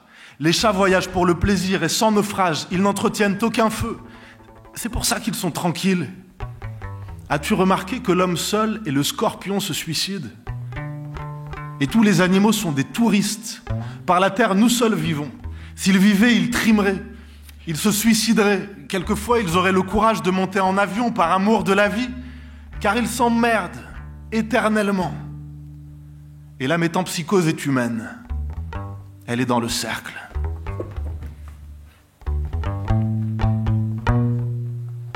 Au centre grandit Nejma, mon amour, perce ce subtil compas d'inséparables poitrines. Le ciel prend son vol, voleur au sein de la morte, fugitivement moribond, je m'envole. Je suis un grand oiseau. L'amour est picoré et Nejma sacrifiée ouvre son cœur en parachute. Le temps se trouble et gère autour du centre par Nejma renié. En tournant, le tournant décisif, c'est le compas échu sur un point plus sensible. À ce point, elle demeure avec Dieu confondu. Je les maudis tous deux. Ils vivent de mes soupirs et finissent avant moi. Victimes de l'art. Heureusement, il y a la soupe populaire. Il y a des dépositaires du ciel, les prolétaires. Ils ont la force du nombre et du rayon la rectitude. Pour eux, j'ai bu Nejma avec son Dieu amer. C'est que je suis un poète rond, je vous l'accorde. Nejma est divine. Elle a de la chance que je sois rond. Elle tue mes poux et je fais semblant d'être attendri. Au fond, je hais cette nécessité bouchère, mais elle aiguise de si tendres couteaux. Sans le savoir, elle se trouve intelligente, belle, et le proclame, voilà son courage. Moi, je tire et casse innocemment son âme embobinée, et je promène son âme au soleil ainsi qu'un chien exigeant. En vain, je mordis son cheveu puissant. Elle seule a l'habitude de vivre, et elle dort dans la simplicité, faisant peu de rêves avouables, rêvant. Et je m'abaisse, non pas sous ses pas pour épier ses appâts, mais pour sentir errer le compas, pour attraper son pied marin remuant mon âme en chant, rarement inondé en pareil soleil, avare et féminin, sachant les ponts fragiles et les gouffres durs, faisant oublier son enterrement. Par sa mort, elle n'a pas eu peur de périr d'avoir vécu légèrement, si légèrement qu'elle est morte, autant de fois qu'elle a aimé, tant et si peu. Aussi suis-je violent avec les fleurs et doux avec les vaches. J'aboie sans perfidie contre des voleurs amis et je tracasse la misère en faisant grève d'endurance. Je trace des circonférences martiales sur la route. Je suce les seins évanouis des nymphes pour ma santé. Mais surtout, je fais dérailler les fauteuils. Je médite certains déménagements au Quai d'Orsay. Je me fais casser les dents. Je me signe à l'appel des sirènes édentées du capital. Et je contemple tristement les Arabes, nageant dans ce monde avec des ailes carbonisées. J'appuie sur le torse mûr des esclaves pour les blesser, pour les aimer avec plus d'égard. J'ai laissé des traces vigoureuses. À force de tourner en profondeur, je suis une vis, vagabonde, abandonnée, rouillée, tenace. Et je m'échauffe vite. Un jour aigu et bouffi de misère, je marchais parmi les commerçants. J'avais peur de la boucherie. Je pris des ménagères par leurs couffins. Assez mangé de tomates rabougries, ménagères. L'une était pâle et se grattait le cul de découragement. Une autre me souffla sur la conscience. Une malheureuse voulut m'emporter dans son couffin. Mais plus loin, un aveugle se vengeait, en musique.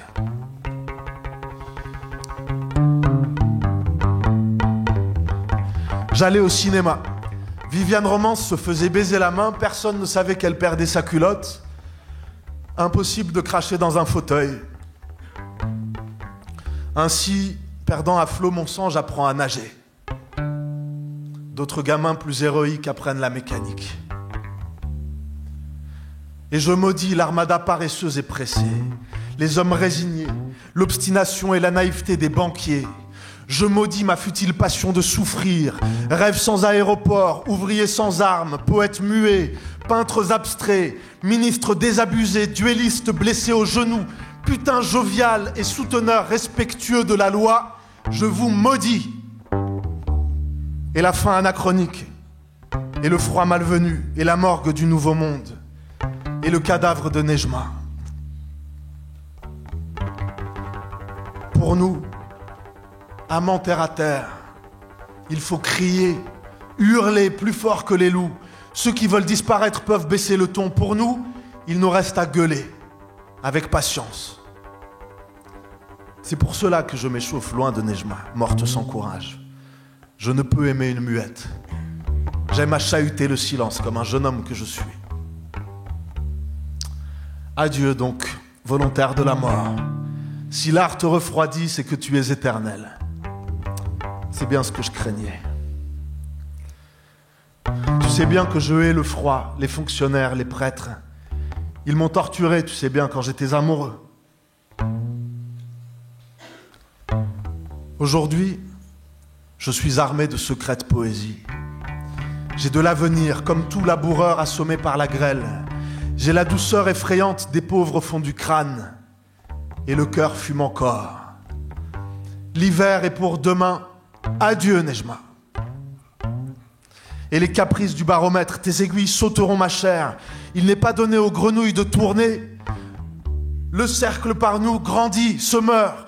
Vous êtes écrasés, bien que le cercle soit léger. Honneur au grand cercle de justice.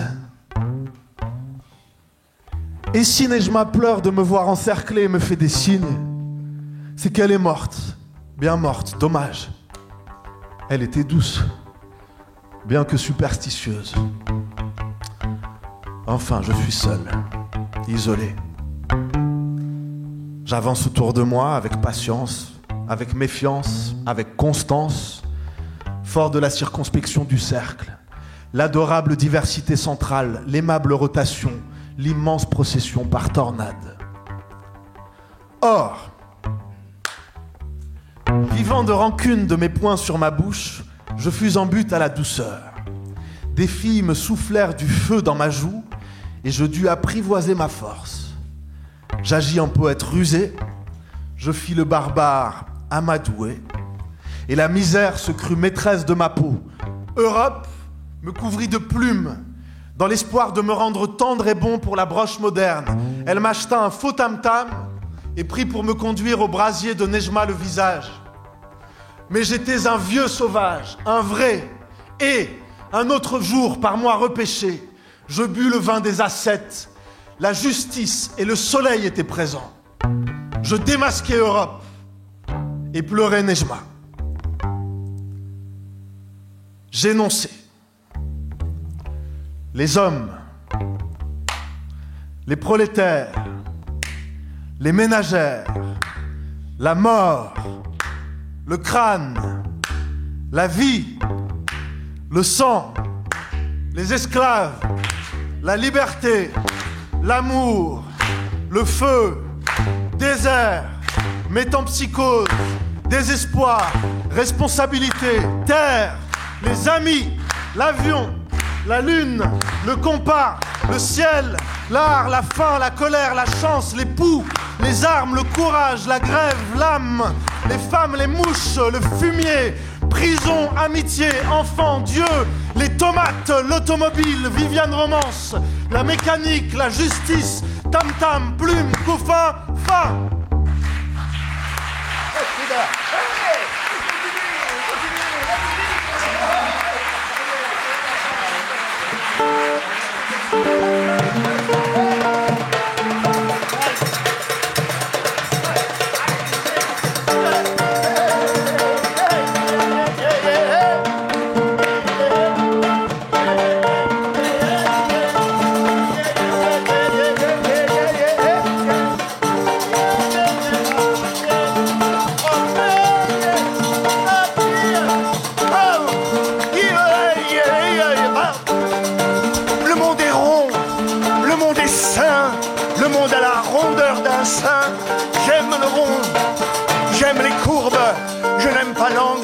L'angle me fait peur, l'angle droit tue, c'est un couteau. L'angle droit est un assassin. J'aime le rond, j'aime les vagues, je n'aime pas la symétrie. Mes cercles ne sont jamais bien ronds. Je n'aime pas la perfection. La perfection, c'est la froideur. L'imperfection donne la vie. J'aime le rond, l'ondulation. J'aime la vie que donne le rond. Rond ou carré, carré ou rond. Oui, moi de Dieu, je me promène à l'intérieur. Oui, ha, je tourne en rond. Je suis l'aveugle d'un paléron. Mes yeux me sont ce que je sculpte. Ce que je sculpte, ce sont mes yeux. L'imaginaire, l'imaginer, c'est arc en terre, c'est rond en ciel, c'est moins de bonheur, c'est non-extase. J'aime le rond, vive le rond, vive le rond, c'est moins de fécond, c'est ventre fécond, c'est ventre fécond. Vive le rond, vive le rond, vive le con, vive le con.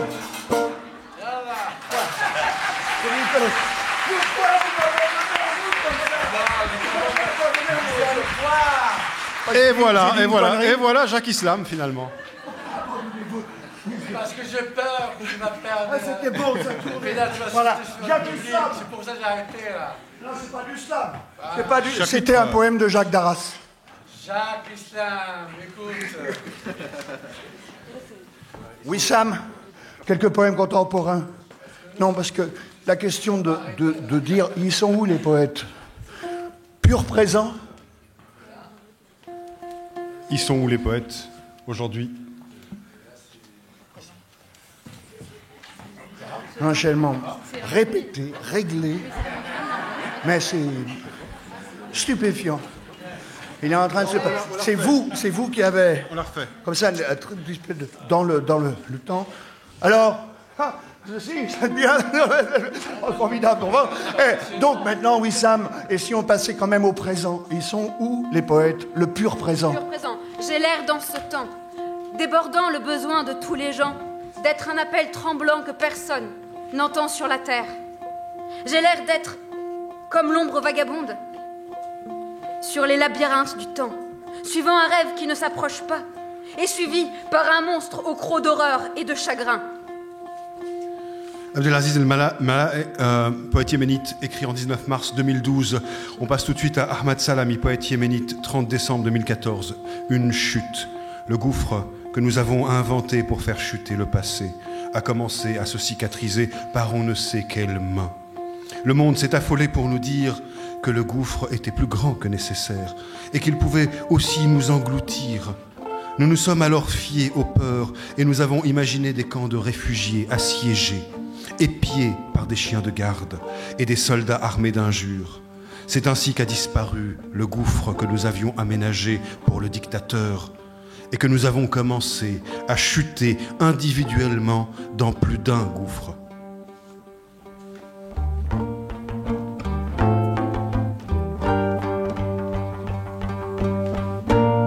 Hear the wicked wind blow.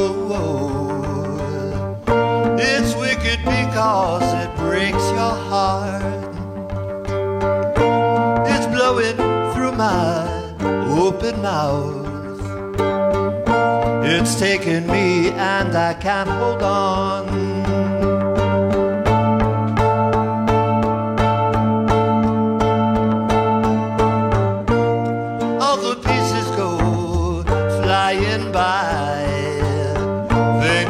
fit together anyway. Nous continuons. Poème écrit pour l'anniversaire, 1 an de la révolution égyptienne. Nous continuons.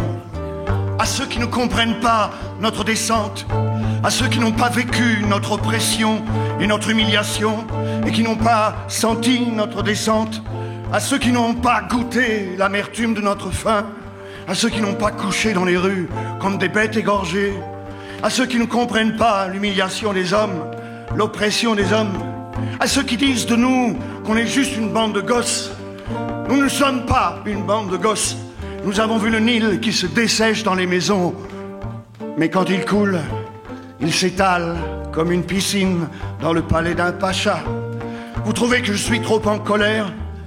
J'étais noyé dans la joie. Ah là là. Une gorgée d'eau me suffisait. Et je me disais, c'est bientôt fini. Je pleurais dans les poèmes, j'insultais dans les poèmes. À ceux qui ne comprennent pas notre descente dans les rues, nous cherchons le rêve perdu. Nous avons coulé le souffle dans les veines de nos enfants pour qu'en grandissant, ils comprennent les choses que nous n'avons pas comprises. J'accepte de vivre pour un rêve ou une cause, mais je n'accepte pas que ma vie soit perdue pour rien. Nous vous avons laissé le pays et vous n'avez pas été juste avec lui. À ceux qui ne comprennent pas notre descente dans les rues, le gouvernement nous a habitués aux rues, nous a réveillés dans les rues, nous a fait coucher dans les rues. Le gouvernement a fermé sur lui toutes les portes et nous a fait avoir peur des portes. Alors, on s'est tous jetés dans les bras des rues. C'est l'endroit le plus sûr qu'on a trouvé. À ceux qui ont peur pour le pays, qu'ils meurent, n'ayez pas peur. La mort est silence, et nous n'avons pas pour plan que demain soit silence. Aujourd'hui, comme toujours, les poètes arabes sont au cœur de la vibration du peuple qu'ils ont accompagné. Non sans humour.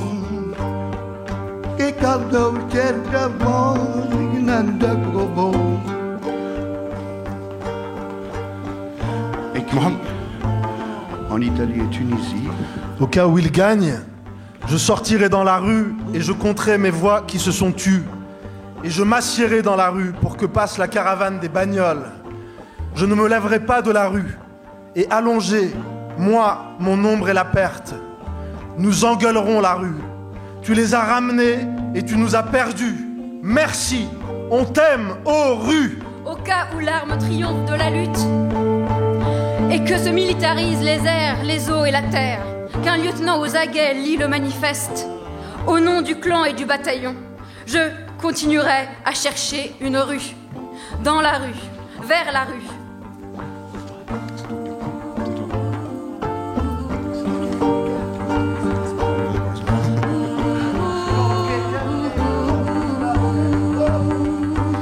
Au cas où les femmes disparaissent du pays et qu'elles deviennent parmi le peuple des burqas similaires, tant et si bien que tu en appelles une que tu prenais pour ta Leila, tu te trompes de titre de signe, de collier de bracelet et d'agate. Au cas où les femmes disparaissent, mon père, je naîtrai de toi seul, ô père, ô fils du Sud, dans la rue. C'est un poème écrit en 2011 par un poète tunisien, Mohamed Al-Saghir Oulad Ahmad. Comme vous l'entendez, la rue, la fameuse rue arabe est dans les poèmes, a été dans les poèmes. Mais à un moment, la rue se déplace, la rue se fait exil, la rue bouge. Aref Hamzeh, grand poète syrien, écrit le 27 janvier 2015, depuis son exil, je m'assieds sur la place publique de Buchholz. Parmi les mutilés de guerre, comme eux, j'observe la vie qui appartient à d'autres, comme eux. J'attends le coucher du soleil pour partir, sans que personne ne s'aperçoive de notre solitude.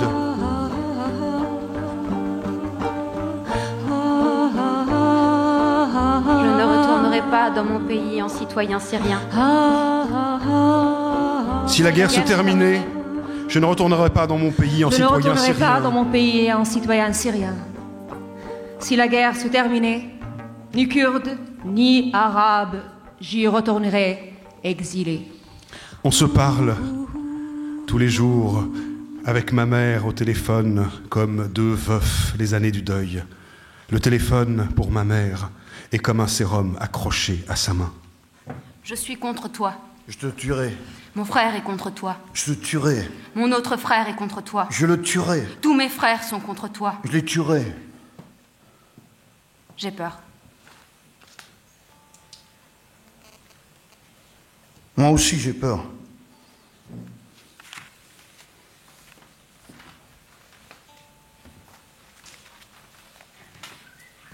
Le sifflement, ô peur, nous enduit de la violence qui nous a fait mûrir.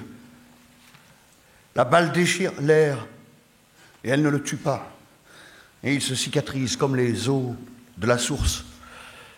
Et l'on voit combien nous sommes beaux dans le danger et où l'on entend les noyés respirer sur les places de l'aube. Le sang autour de nous, comme les dragueurs de silence, illumine la nuit. Et les nuages au-dessus de nous, condamnation de l'éternité. Ma peur, comment la briser? Tandis que mon ombre, qui vient d'être piétinée, se sert de moi pour se protéger. Et que mon langage désertique me fait mal. Campent autour de moi comme les péchés de ma jeunesse. Toutes les fenêtres insistent pour que je saute. Et si je me redresse, je mourrai. Peut-être on peut entendre la voix de ce poète Jolan Hadji lui-même qui est là avec nous, qui nous a fait l'honneur de venir. Je le présente rapidement, Jolan, quand le printemps nous est arrivé et que j'ai reçu plein de poèmes de poètes, de grands poètes arabes qui nous sont parvenus, qu'on a dû traduire. Je suis tombé sur la poésie de Jolan, qui est un jeune homme et qui est un grand poète en devenir, comme cette culture sait en faire. Alors Jolan, si tu pouvais nous dire ce morceau de poème en arabe. Il est venu avec un poème qu'il a écrit récemment.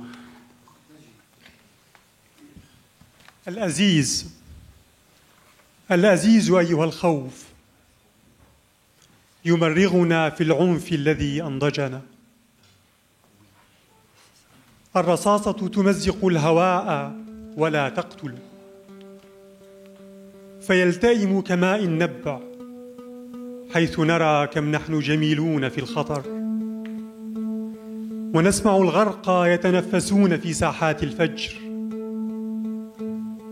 الدم حولنا كجرافات الصمت يضيء الليل، والسحاب فوقنا إدانة للأبدية. Et celui-ci écrit très récemment, qui nous fait l'honneur de nous amener dans ses bagages.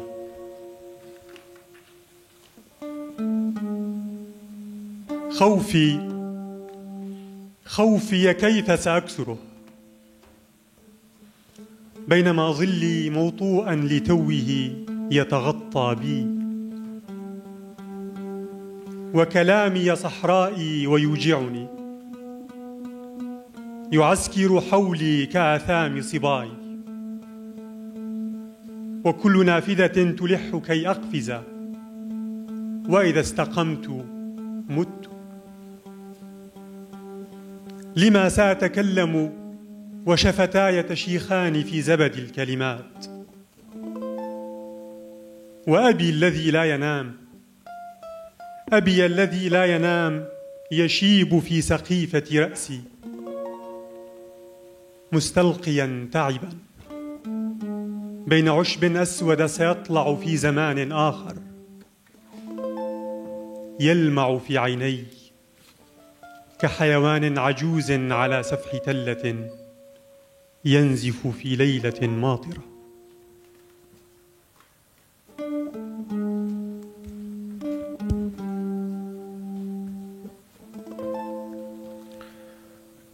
Pourquoi parlerais-je? Ah, quand même.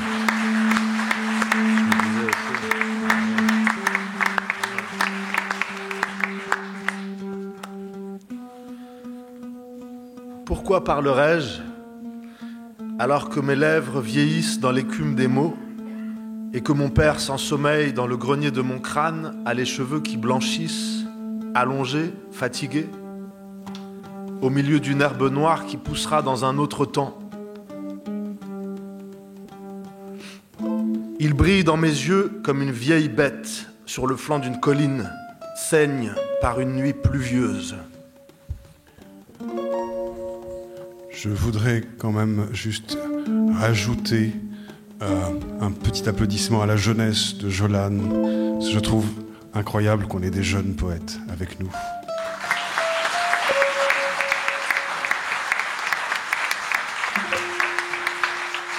Merci Jolan.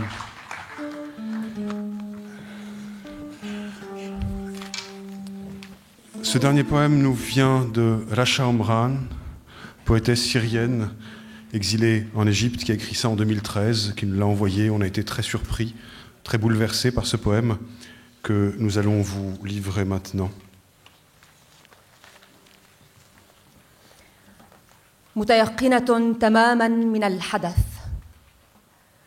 من الشوارع التي لم تعد مفردات في النص الشعري، من الوجوه التي انفصلت عن لا مبالاتها، من الأسماء الحقيقية والأسماء المستعارة، من المدن النائية التي جردت من أحلامها، من الأحلام التي جردت من مدنها، من المدن القريبة، من المآذن ترتفع كل ليلة أعلى من الله، من أصوات المكبرين والمغنين والحزانة، من الأطفال يحملون نبوءاتهم على أكفهم الصغيرة، من الأطفال يتركون شغبهم على أسرة أمهاتهم ويمضون للموت، من الأطفال الذين اخترقوا أعمارهم وكبروا فجأة، من النساء اللواتي خلعن حجاب الخوف عن أرواحهن والنساء الفخورات بحجاب حريتهن، من الأمهات يمضين ليلهن يحيكن أكفان أبنائهن، من الزوجات المنتظرات، من العشيقات في الأقبية المظلمة يميزن صوت الألم لعشاقهن،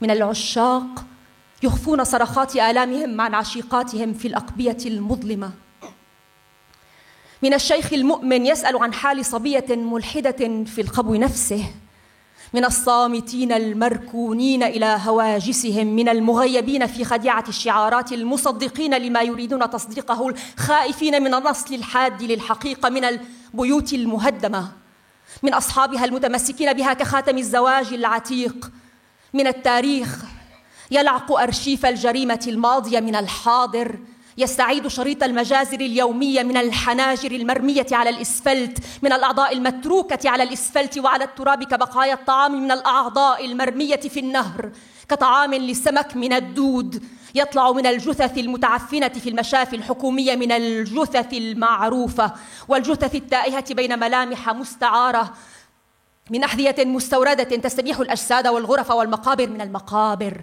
تتناسل يوما بعد يوم، من الزهر الحزين على الأضرحة الحزينة، من الوردة وهي تغص بالماء القاتل في التجمعات، من الهاربين من الخوف إلى خوف مضاعف، من الهاربين وهم يتركون دموعهم على الطريق كي لا يتوهوا في دروب عودتهم، من أصدقاء المتلصصين على صفحات الفيسبوك الصريحة، من أصدقاء الواضحين المعلنين، من أصدقاء المتخفين الذين ينتشلون الأمل من مخابئهم، من عشق مباغت لصديق اختار أن يهجر عشقه منحازا لاختفائه النبيل، من المثقفين المفصومين والمثقفين المحتاجين للطعن في قناعاتهم السابقة، من الشعراء الباحثين بلا جدوى عن لغة جديدة، الشعراء الملاحقين إلى أقساط منازلهم الصغيرة، الشعراء الذين لا تفارقهم القهقهة رغم المرارة، من صديقات اللواتي يصغن تفاصيل أوقات دمشق وهن موقنات أن الشهرة الآن محض افتراء على الدم، من الدم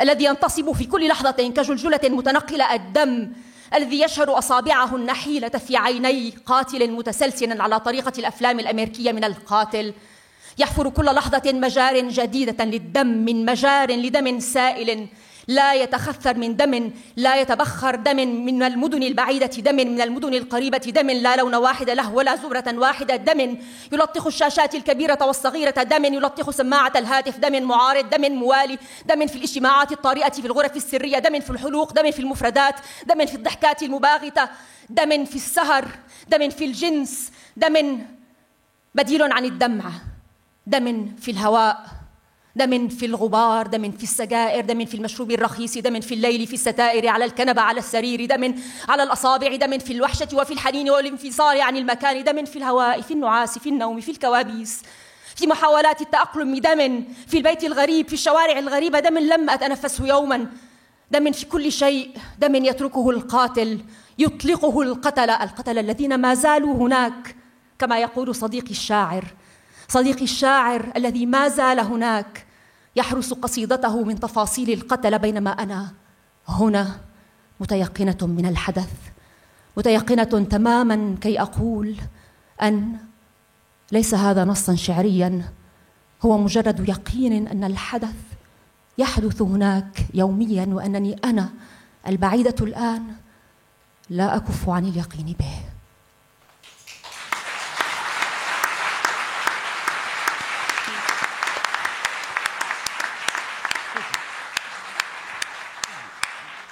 Je suis absolument certaine de ce qui a lieu. Des rues qui sont sorties du vocabulaire des textes poétiques, des visages qui se sont séparés de leur indifférence, des noms vrais et des noms d'emprunt, des villes reculées qui ont été dépouillées de leurs rêves, des rêves qui ont été dépouillés de leurs villes, des villes voisines, des minarets qui s'élèvent chaque nuit plus haut que Dieu, des voix des muezzines, des chanteurs et des affligés, des enfants portant leurs prophéties sur leurs petites paumes, des enfants laissant leur chahut sur les lits de leur mère et s'en allant vers la mort, des enfants qui ont perforé leur âge et grandi d'un coup, des femmes qui ont arraché le voile de peur de sur leur âme, et des femmes fières du voile de leur liberté. Des mères passant leur nuit à tricoter les linceuls de leurs fils, des mariés qui attendent, des amants dans les sous-sols sombres qui distinguent le timbre de douleur de leurs amants, des amants qui dissimulent leurs cris de douleur à leurs amantes dans les sous-sols sombres, du vieillard croyant qui prend des nouvelles d'un jeune athée dans le même sous-sol, des silences silencieux, bercés de leurs obsessions, des enrôlés dans le mensonge, des slogans qui ne croient que ce qu'ils veulent croire, qui ont peur de la lame aiguisée de la vérité, des maisons démolies. De leurs propriétaires qui s'accrochent à elles comme à une vieille alliance, de l'histoire, léchant les archives du crime précédent, du présent, rembobinant la bande des massacres quotidiens, des larynx jetés sur l'asphalte, des membres abandonnés sur l'asphalte et sur la terre comme des restes de nourriture, des membres jetés dans le fleuve comme de la nourriture aux poissons, des vers qui sortent des cadavres moisis dans les hôpitaux publics, des cadavres connus et des cadavres errant entre des traits postiches. Des chaussures importées qui s'emparent des corps, des chambres et des cimetières qui se reproduisent jour après jour, des fleurs tristes sur les tombes tristes, de la rose qui s'étrangle avec l'eau funeste dans les rassemblements. De ceux qui fuient la peur vers une peur redoublée, de ceux qui fuient en semant leurs armes sur la route pour ne pas se perdre sur le chemin du retour. Des amis aux aguets, des pages Facebook franches, de mes amis sans phare, de mes amis clandestins qui sauvent l'espoir depuis leur cachette. D'un amour soudain pour un ami qui a choisi d'abandonner son amour pour une noble disparition.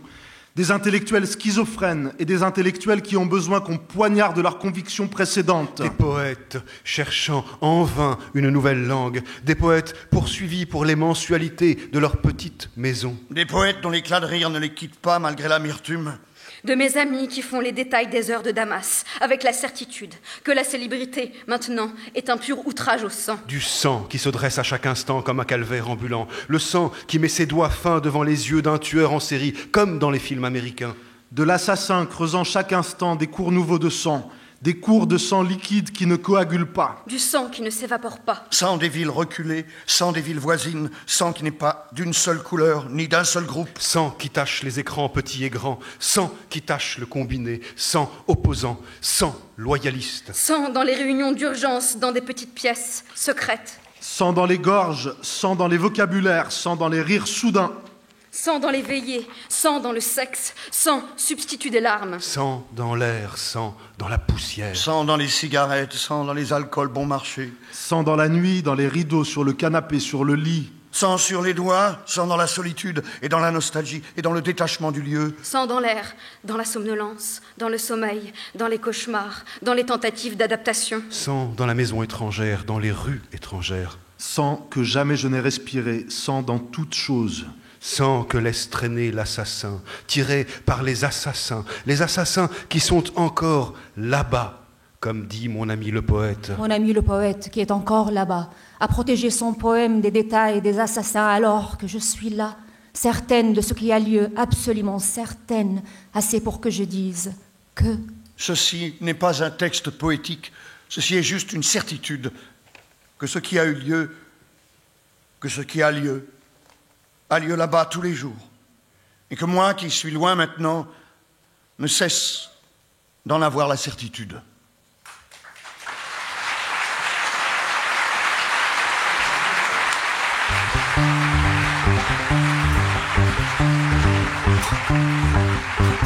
Merci. Musique. Un des slogans du Printemps des poètes, un des slogans de l'insurrection poétique, plus il y a de poésie, plus il y a de réalité. Allez-y, allez-y, allez-y, ouais.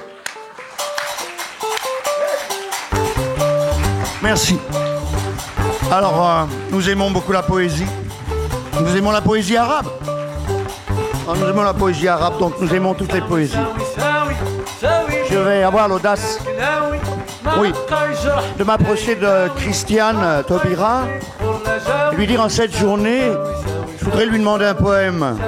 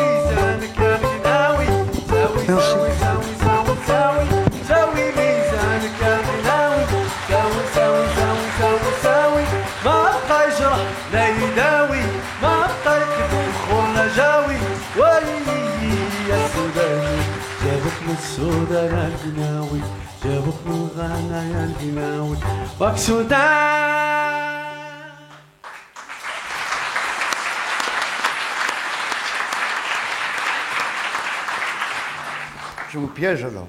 Oui, vraiment. Vous aimez la poésie. Oui. Elle vous accompagne. J'avoue. Apprendre les textes par cœur, vous le recommandez. Connaître nos petits poèmes, vous en connaissez beaucoup. Ils vous accompagnent. Quelques-uns. Quelques vers d'Aimé Césaire. On peut oser. Je me sens très incongrue. Et je vais commencer par vous demander pardon d'être assez distraite pour me retrouver sur cette scène après ce que je viens d'entendre, ce que je viens de vivre pendant plus d'une heure, je crois, où, comme vous, je me suis laissée emporter par eux, leur voix, les magnifiques messages qu'ils nous ont transmis et leur présence, leur corps aussi. La musique, bien sûr. Je vais juste vous dire quelques vers d'Aimé Césaire, puisque c'est commandé.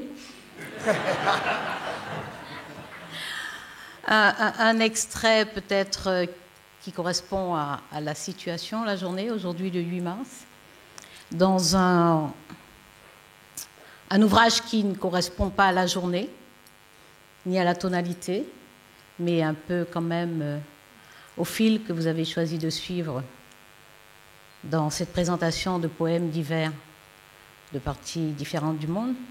C'est un extrait donc du cahier d'un retour au pays natal et compte tenu de la journée aujourd'hui, je prends juste cette partie-là. Vroom, ro, s'envoler, plus haut que le frisson, plus haut que les sorcières, vers d'autres étoiles.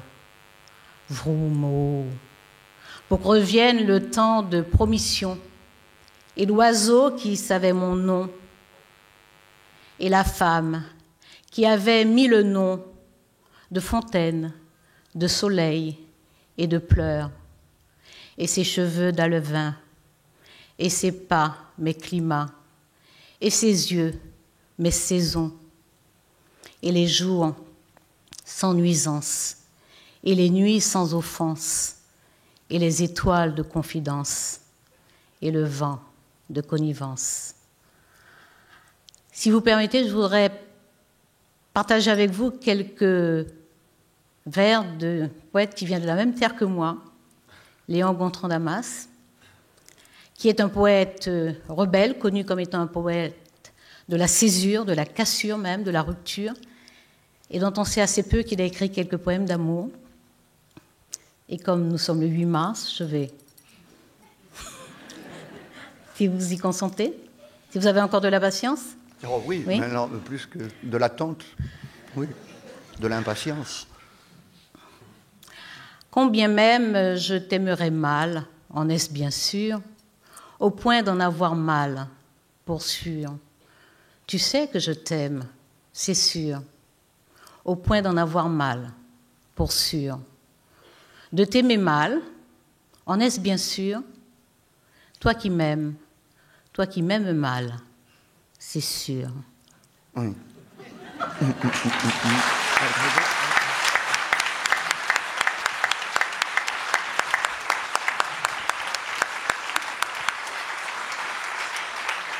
Le poème est un ciel immense qui part de la chansonnette de la comptine jusqu'à des eaux et des grands cahiers de poèmes longs, héroïques.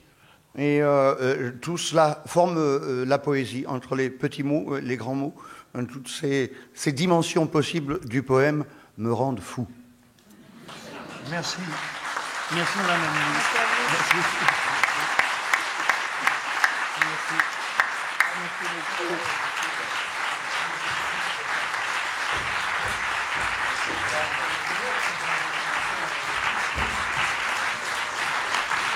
Moi, j'ai plus qu'à saluer l'équipe, à remercier les uns et les autres, à reprendre un des poèmes que j'ai entendu, oui, que j'ai lu sur le site du Printemps des Poètes, Rire de Blaise Cendrars. Je ris, tu ris, nous rions, plus rien ne compte, sauf ce rire que nous aimons. Il faut savoir être bête et content. Par cœur, on le sait déjà. Rire, je ris, tu ris, nous rions, plus rien ne compte, sauf ce rire que nous aimons. Il faut savoir être bête et content. Rire, je ris, plus rien ne compte, sauf ce rire que nous aimons. Il faut savoir être bête et content. Rire, je ris, tu ris, nous rions, plus rien ne compte, sauf ce rire que nous aimons. Il faut savoir être bête et content. Rire, je ris, tu ris, nous rions, plus rien ne compte, sauf ce rire que nous aimons. Il faut savoir être bête et content. Rire, je ris, tu ris, nous rions, plus rien ne compte, sauf ce rire que nous aimons. Il faut savoir être bête et content.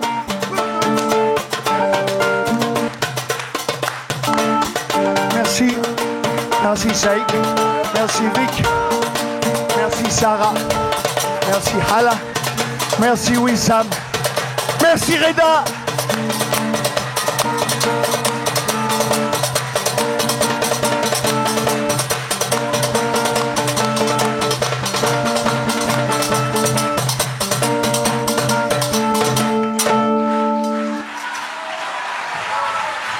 Merci beaucoup.